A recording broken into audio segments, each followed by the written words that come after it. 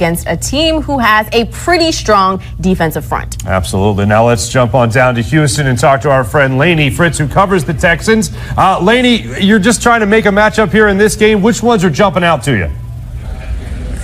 Well, you guys just mentioned the offensive line for the Eagles. I'll go ahead and talk about the Texans' offensive line. You know, it's an area that's kind of been doubted in training camp. We talked about it almost every night on our Sunday night show, the concern of will they be able to protect Deshaun Watson, especially the style of quarterback he is. And frankly, it has been an issue this season. Watson is the most sacked quarterback in the NFL. He's been sacked 52 times. He's been hit 110 times. But Coach O'Brien will bring to your attention that a lot of that has to do with Watson holding on to the ball a little too long. He's trying to extend plays, which is part of what makes him so great. Sometimes it works for him, sometimes it doesn't. But I think, you know, the Eagles do have a real opportunity to expose that with the offensive line.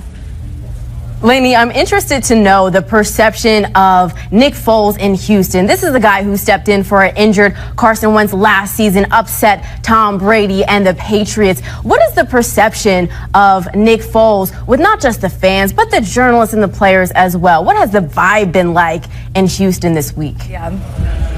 I mean, nothing but respect for Foles. I mean, I think that doesn't just go for Houston, that goes for across the entire league with fans, coaches, players, everybody. I mean, I think the Texans think, wow, how lucky are the Eagles that that's the guy who can step in as a backup. Nick Foles, Super Bowl MVP. It's really incredible. And what stands out to me about him is what he's able to do under pressure. And I think about that heading into this game, that this is kind of a must win for the Eagles. And the Texans are definitely ready for him. They know that that's their big game plan against him, and especially how much he's been spreading the ball around as well. Lainey, how much attention do you see Zach Ertz really getting from the defense of the Houston Texans? Especially Nick Foles takes over. He tends to spread the ball around a little bit more. Zach Ertz really being the number one target of this Eagles offense thus far. Yeah, I mean, I'll tell you, Ertz has been a name that has been brought up time and time again in the press conferences this week here in Houston, but also guys like Alshon Jeffries. They know that Foles can spread the ball around, and what they're really focused on, this Texans secondary, is not giving up the big plays. They have really struggled with that. Andrew Luck and T.Y. Hilton came up here and carved up the defense a couple weeks ago, and they got their first loss after that 9-game win streak. I think Hilton had 4 catches for over 20 yards. One of those was a 60-yard catch. So their big focus right now when it comes to Nick Foles and this Eagles offense is not giving up those big yardage plays. They want to make them drive the length of the field, hope they can get a mistake, a turnover here and there, and that's something they're really looking for against Foles.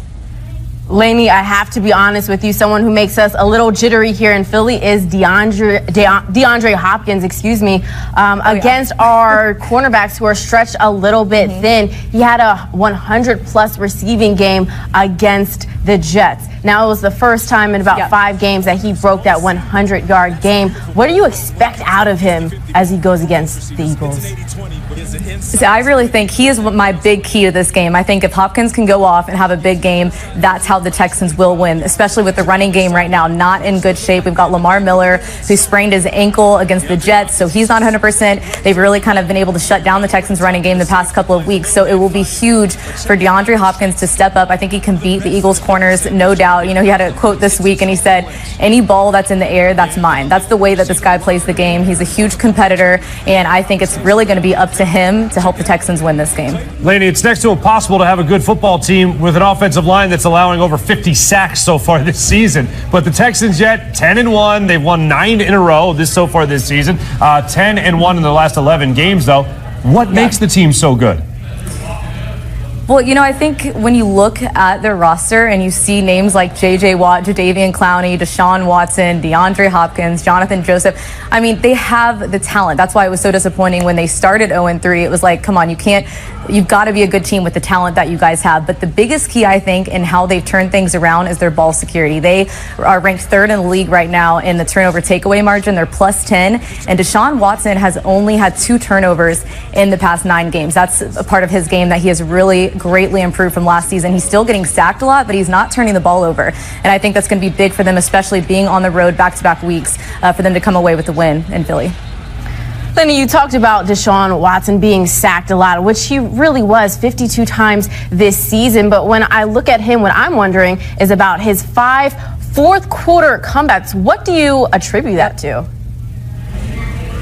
I mean, the guy's just a winner. I think he reminds me of the kind of Tom Brady type mentality. Now, I worked in Charleston, South Carolina for my first job, actually, so I covered him when he was at Clemson, and that's just in his DNA. That's how the guy is. He's a winner.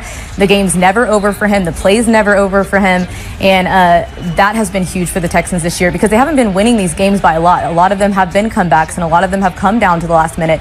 But with a guy like that, that's been the difference in what the Texans franchise has never had is someone like Deshaun Watson, and he's the difference maker. And I think if him and DeAndre Hopkins can hook up and make some things happen, then it could go their way. What about the head coach? What's the perception of him in Houston, Laney? A guy that obviously left the great state of Pennsylvania, coaching Penn State University, and then goes down to Houston now in his 5th year coaching the Texans. Just one playoff win. But what is the perception in Houston of the head coach?